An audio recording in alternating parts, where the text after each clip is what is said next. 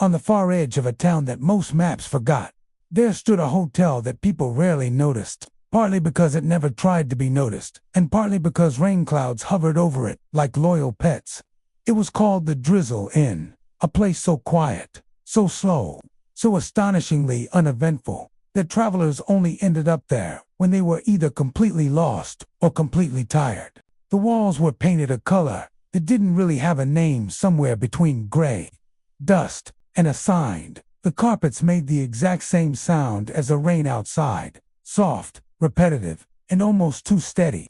People joked that the most boring hotel in the world was actually a hotel at all, but a long yawn stretched into a building.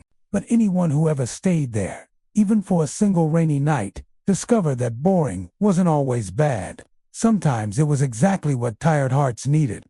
On one especially rainy night, when the clouds were so thick they made even the streetlights look sleepy, a boy named Rayan arrived at the Drizzle Inn. He was soaked from head to toe, clutching a backpack that was heavier with worry than with clothes. He didn't mean to find this place, but the sign flickered at the exact moment he passed, and somehow it felt like the hotel was calling him. Inside, the air smelled like tea that had been brewed hours ago, but left warm for anyone who might need it. Behind the front desk sat Mr. Theo, the hotel manager, an old man with round glasses and a face that looked like he'd spent his whole life listening to quiet things. His voice was so soft it blended with the rain as he said, "Room 17 is open, perfect for a night like this." Rayan followed the hallway, which seemed longer than any hallway should ever be. It wasn't spooky, just extremely calm, almost too calm, like nothing had ever hurried down it. The lights were dim but steady, and the floorboards didn't creak. They just whispered tiny rain-like sounds with every step. When he opened the door to room 17, he found a small space with a simple bed, a wooden chair, and a window that framed the rain as if it were a painting in motion. Everything was plain, almost boring, but comforting in a way he couldn't explain. Rayan set his bag down and sat on the bed, feeling the weight of the world drip off him slowly, like water sliding from a rooftop. He lay down, listening to the rain tap the window in a rhythm that seemed older than time. But just as he started drifting toward sleep, he heard something unusual, not loud, not alarming, just different. It was a faint humming sound, almost like someone softly crooning a melody. Curious, Rayan sat up and listened more closely. The humming was coming from the wall behind his bed. He pressed his ear gently to it and found that the sound grew clearer. It wasn't a person humming. It was the hotel itself. The walls were humming a tune, slow and steady, like a lullaby stitched from raindrops. Rayan wasn't scared. In fact, he felt strangely comforted. He whispered, "Why are you humming?"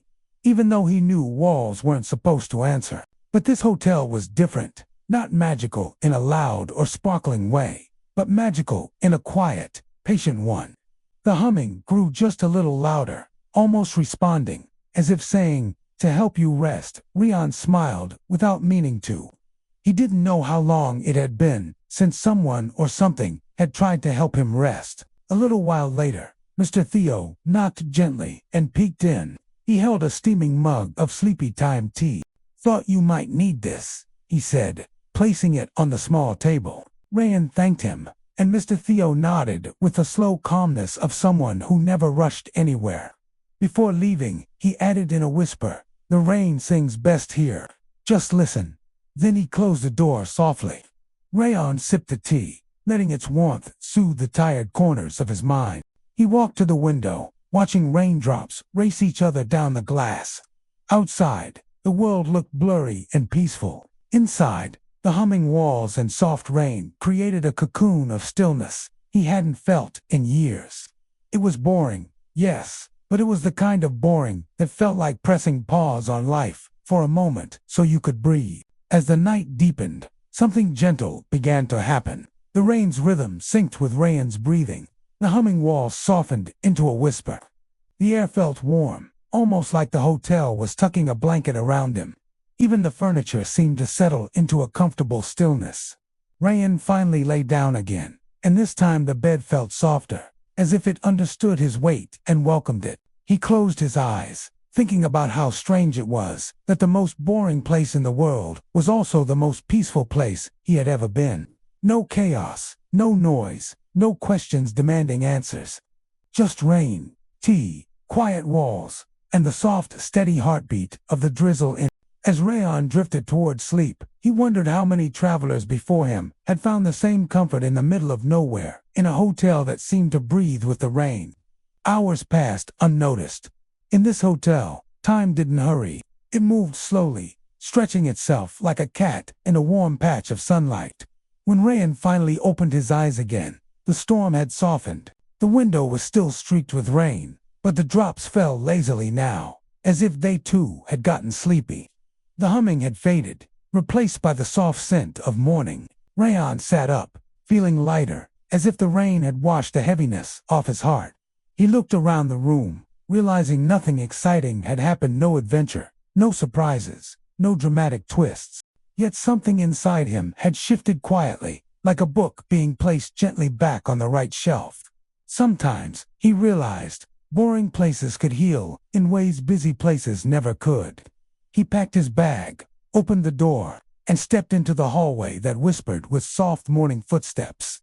Mr. Theo was at the desk again, sipping tea that probably had more patience than flavor. "Sleep well?" he asked. Rayan nodded. "Better than I expected. That's what the rain does here," Mr. Theo said with a small smile. "It slows everything down so the heart can catch up." Rayan thanked him and stepped outside. The rain drizzled lightly, tapping his shoulders like a gentle goodbye. He didn't know where he would go next, but he knew one thing for sure. He wasn't as tired as before. And somewhere behind him, the most boring hotel in the world hummed softly, already waiting for the next weary traveler who needed a quiet night and a room that could sing them to sleep.